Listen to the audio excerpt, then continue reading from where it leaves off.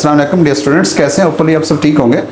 आज का हमारा जो टॉपिक है वो फर्स्ट ईयर केमिस्ट्री का जो फर्स्ट चैप्टर है उसमें से हम डिस्कस करने जा रहे हैं मॉलिक्यूल्स क्या होते हैं और आयंस क्या होते हैं। आज हम दो कंसेप्ट्स को देखेंगे डियर स्टूडेंट्स। तो आइए अपना लेक्चर जो है वो शुरू करते हैं।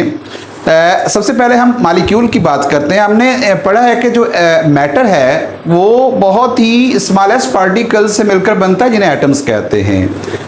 एटम जो होते हैं वो मोस्टली अनस्टेबल होते हैं, they can not exist independently सिवाय नोबल गैसेस के। नोबल गैसेस ऐसे एटम्स होते हैं जो एग्जिस्ट करते हैं, इंडिपेंडेंटली एग्जिस्ट करते हैं, और उसकी वजह डियर स्टूडेंट्स आपको मालूम है कि उनके जो वैलेंस शेल है वो कंप्लीट होते हैं।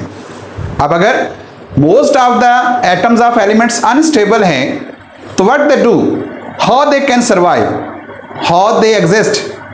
तो इसका आंसर बहुत सिंपल है कि एटम जो होते हैं वो मिलकर एक स्टेबल फॉर्म बनाते हैं, एक स्टेबल स्टेट बनाते हैं, और वो जो स्टेबल स्टेट होती है उसको मॉलिक्यूल कहते हैं। Molecule is the smallest particle of matter which can exist independently, जो आजादाना वजूद बरकरार रख सकता है, चाहे वो एक एटम है। अगर एक एटम भी सर्वाइव करता है तो केमिस्ट्री की लैंग्वेज में वो मॉलिक्यूल कहलाएगा, और अगर डिफरेंट एटम्स मिलकर सर्वाइव करते हैं तो उन्हें भी हम मॉलिक्यूल से ही कहेंगे। तो मॉलिक्यूल की डेफिनेशन बहुत ही simple, smallest particle of matter which can exist independently, जो इंडिपेंडेंटली अपना वजूद बरकरार रख सकता है। डेफिनेशन लिखी हुई, smallest particle of an element which can exist independently is called a molecule. Molecule कहलाता है। अब मॉलिक्यूल जो है उसकी डिफरेंट टाइप्स होती हैं। अब जो मॉलिक्यूल्स की टाइप्स हैं वो डिफरेंट मेथड्स पे जो है वो उनको बनाया गया है, डिफरेंट बेसिस पे बनाया गया है। मिसाल के तौर पर कुछ मॉलिक्यूल्स को हम नंबर ऑफ एटम्स की बुनियाद पर डिवाइड करते हैं, कुछ मॉलिक्यूल्स को हम उनके टाइप ऑफ एटम्स की बुनियाद पर एक टाइप बनाते हैं इनकी मॉलिक्यूल्स की, और मॉलिक्यूल की एक टाइप जो है वो साइज ऑफ मॉलिक्यूल के हिसाब से है। सबसे पहले हम बात करते हैं नंबर ऑफ एटम्स के हवाले से। याद रखिएगा एक टर्म यूज की जाती है जिसको एटॉमिसिटी कहा जाता है। एटॉमिसिटी क्या है? Number of atom present in a molecule, एक मॉलिक्यूल में कितने एटम्स मौजूद हैं वो उस मॉलिक्यूल की एटॉमिसिटी कहलाती है। और एटॉमिसिटी की बुनियाद पर मॉलिक्यूल जो है वो उनकी डिफरेंट आगे फर्दर क्लासिफिकेशन है। मोनो एटॉमिक होते हैं जो सिर्फ एक एटम्स पर मुश्तमिल होते हैं, diatomic molecules which consist of 2 atoms, triatomic molecules which consist of 3 atoms, and polyatomic molecules which consist of many atoms.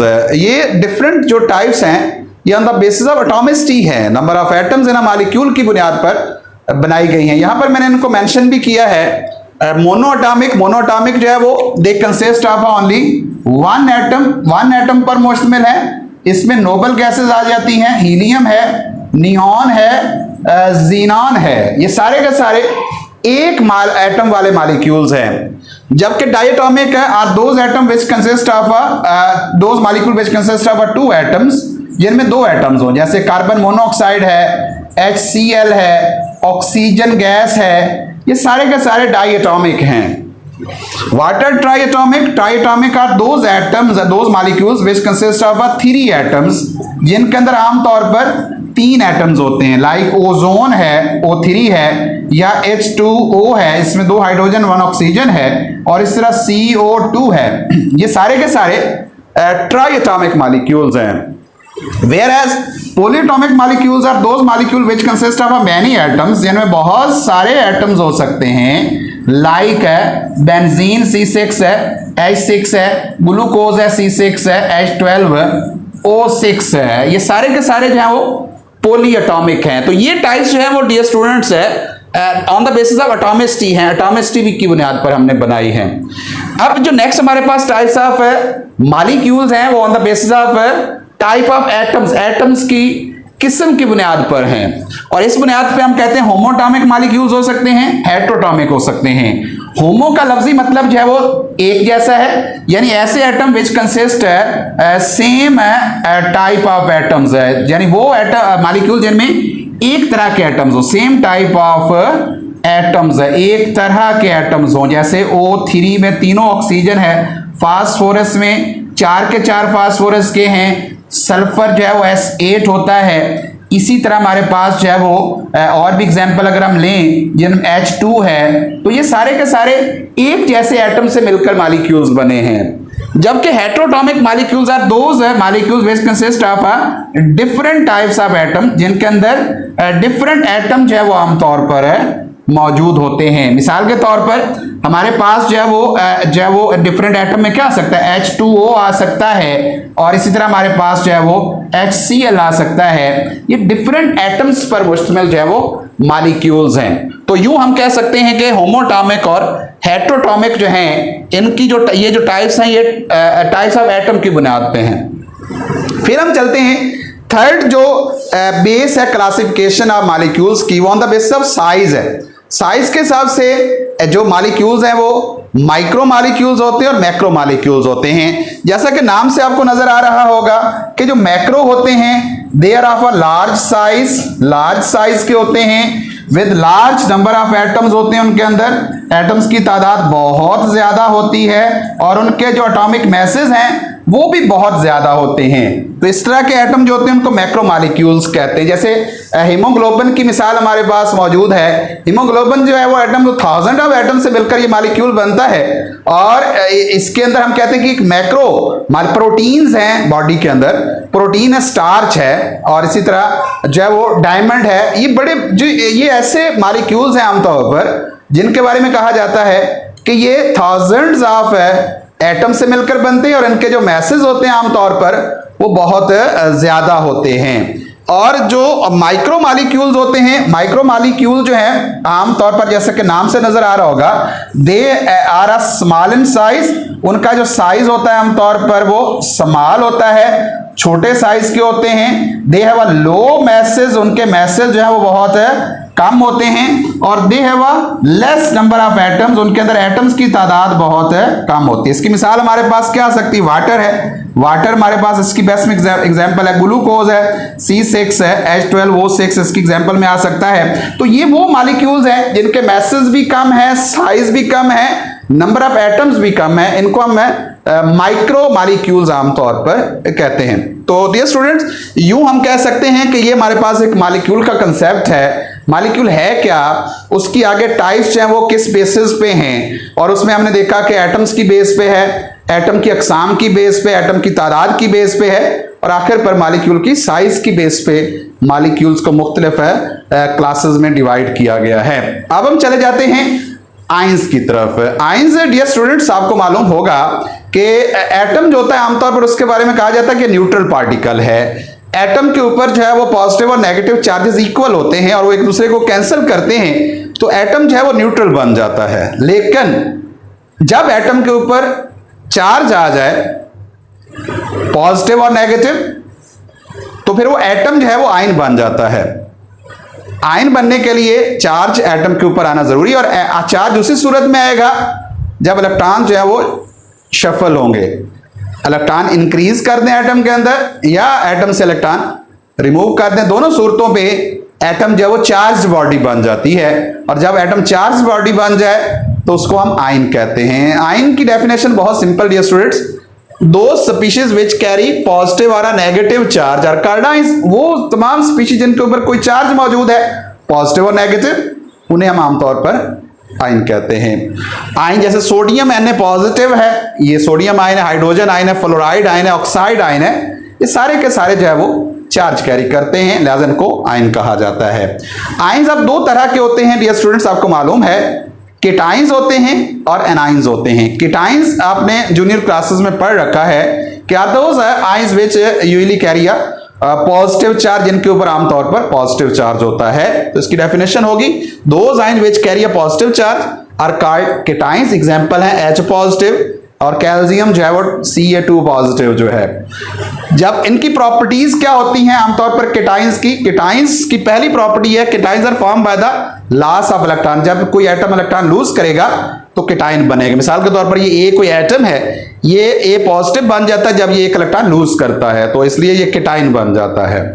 Number 2 ये है कि they carry +1 +2 +3 charge depending on, अगर 1 इलेक्ट्रॉन लूज करेंगे तो +1 charge होगा, 2 electron lose करते हैं, neutral atom की बात कर रहे हैं, तो फिर 2 पॉजिटिव चार्ज आ जाएगा।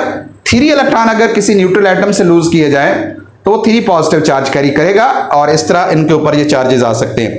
अब क्योंकि चार्ज जब हम इलेक्ट्रॉन खारिज करते हैं तो एनर्जी रिक्वायर्ड होती है, आयनाइजेशन एनर्जी जिसे हम कहते हैं, और आयनाइजेशन एनर्जी लगाएंगे तो इलेक्ट्रॉन रिमूव होंगे। इस वजह से हम कहते हैं कि जो केटाइंस का बनना है ये एंडोथर्मिक प्रोसेस है, इसमें एनर्जी एब्जॉर्ब होती है और उसके बाद जो है वो एटम आयन में तब्दील होता है। तो इसलिए कहते हैं कि formation of the cation is a endothermic process, means it absorb energy, ये एनर्जी को जज्ब करता है। तो ये प्रोसेस जो है वो आयनाइजेशन का यहाँ कंप्लीट होता है।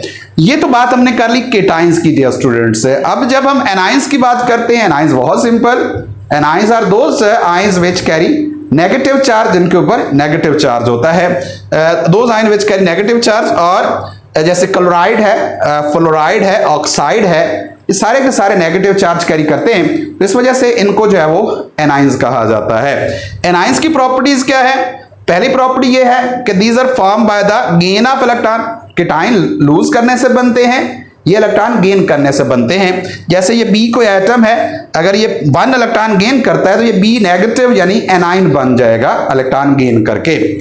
दूसरा ये है कि ये जो एनाइंस की फॉर्मेशन है ये आमतौर पर है एक्सोथर्मिक प्रोसेस होता है, और एक्सोथर्मिक प्रोसेस का मतलब ये होता है कि इस प्रोसेस के दौरान आमतौर पर जो एनर्जी है वो आमतौर पर रिलीज होती है, खारिज होती है, लेकिन उसी सूरत में जब आप फर्स्ट इलेक्ट्रॉन ऐड करते हैं तो फर्स्ट इलेक्ट्रॉन का एडिशन जो है यानी यूनी नेगेटिव आयंस की जो फॉर्मेशन है ये एक्सोथर्मिक प्रोसेस है, लेकिन उसके बाद जो है वो फिर ये एंडोथर्मिक प्रोसेस बन जाता है। उसके बाद ये एक्सोथर्मिक, इसकी एग्जांपल हमारे पास क्या है? कार्बोनेट है, OH नेगेटिव है, सल्फेट है, फास्फेट है, ये सारे के सारे जो है हमारे पास है। हमने पहले भी एग्जांपल इसकी देखी है कि ये क्लोराइड, फ्लोराइड, ऑक्साइड, ये बेसिकली ये एनाइंस की एग्जांपल है। ये जो नीचे एग्जांपल है ये मॉलिक्यूलर आयन की एग्जांपल है। तो मॉलिक्यूलर आयन जो है इनको आपने ऊपर शामिल नहीं करना। मॉलिक्यूलर आयन क्या होता है? जब कोई मॉलिक्यूल जो है वो चार्ज करता है, आमतौर पर मॉलिक्यूल भी न्यूट्रल होता है, लेकिन उसके ऊपर अगर कोई चार्ज आ जाए तो वो क्या बन जाता है? मॉलिक्यूलर आयन बन जाता है। मॉलिक्यूलर आयन जो होते हैं इसकी डेफिनेशन है those molecule which carry positive और negative charge are called molecular ions. जैसे CH4 पॉजिटिव है, N2 पॉजिटिव है, CO2 पॉजिटिव हो सकता है यहाँ पर। तो ये जो सारे के सारे आयंस होंगे यहाँ पर मॉलिक्यूलर, ये चार्ज जो है वो कैरी करेंगे, इसलिए इनको मॉलिक्यूलर आयंस कहा जाएगा। याद रखिएगा मॉलिक्यूलर आयन जो उनकी फॉर्मेशन में ज्यादातर आपको जो है वो नजर आएंगे वो हमारे पास जो है वो पॉजिटिव चार्ज वाले जो है वो ज्यादा नजर आते हैं मॉलिक्यूलर आयंस जो है वो, और नेगेटिव चार्ज वाले जो है वो आमतौर पर उनकी अबंडेंस कम होती है। होपफुली आपको यहाँ पर मॉलिक्यूलर आयन का कंसेप्ट जो है वो आ गया होगा। मॉलिक्यूलर आयन क्या होता है, आयन क्या होता है और मॉलिक्यूलर आयन क्या होता है, ये भी इंपॉर्टेंट कोई लॉन्ग क्वेश्चन बोर्ड एग्जाम्स के अंदर पूछा जाता है। आयन जो है उस पर नोट आ जाता है, लेकिन मॉलिक्यूलर आयन जो है ये शॉर्ट फॉर्म का क्वेश्चन है।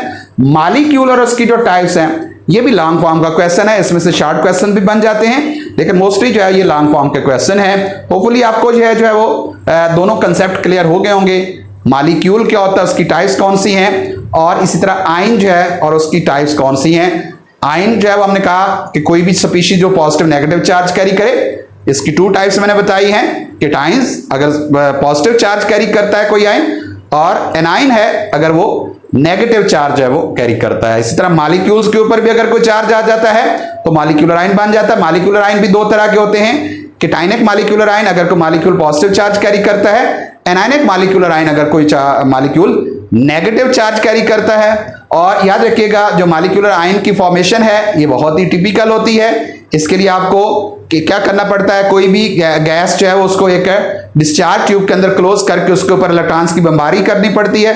जब बम्बारमेंट हम करते हैं, इलेक्ट्रॉन्स शो करते हैं, तो वो जो गैस होती है मॉलिक्यूलर फॉर्म में उस ट्यूब के अंदर, डिस्चार्ज ट्यूब के अंदर, तो वो जो है वो मॉलिक्यूलर आयंस के अंदर तब्दील हो जाती है, उसकी आयनाइजेशन हो जाती है। यही एक तरीका है आमतौर पर मॉलिक्यूलर आयंस की फॉर्मेशन का। होपफुली डियर स्टूडेंट्स आपको ये कंसेप्ट क्लियर होगा। इंशाल्लाह नेक्स्ट जो है वो हम नए टॉपिक के साथ दोबारा हाजिर होंगे। उस वक्त तक दुआ में याद रखिएगा। अल्लाह हाफिज।